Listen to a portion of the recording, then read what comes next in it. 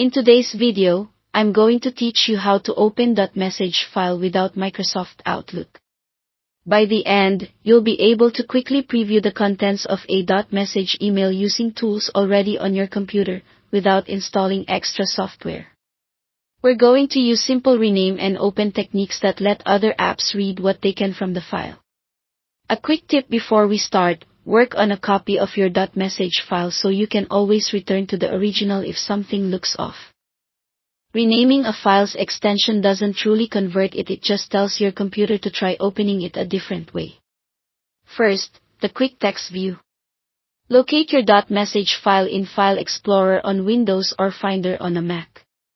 Right-click the file, choose Rename, and change the extension from .msg to .txt on Windows or to .ml on a Mac. Your system may show a warning about changing file extensions. Confirm that you want to proceed. Now, right-click the renamed file and choose Open With. On Windows, select Notepad. On a Mac, choose Text Edit. This view is great for pulling out the readable parts. You'll typically see the subject, sender, and recipient details, the date, and the plain text body. Just remember that formatting may look messy, and attachments usually won't be visible in this mode. When you're done, you can rename it back to .msg. If you want a slightly richer preview, try a word processor.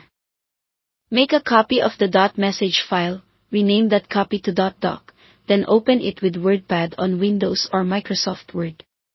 This sometimes preserves more structure, so headings, line breaks, and some inline images may appear better than in plain text. It's still just a preview, though attachments and complex formatting may not show correctly. Avoid editing or saving the file in Word or WordPad, since that can corrupt the original email data. Close it when you're finished and, if needed, revert the extension to .msg. Finally, you can view it like a web page.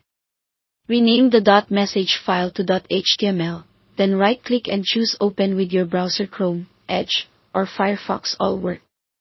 You'll typically see the subject and body laid out in a more readable way, and some links may be clickable. Attachments won't open from here and still require separate handling, but this method is handy for a clean, quick read. If you don't see file extensions, enable file name extensions in File Explorer or show all file name extensions in Finder so you can rename them accurately.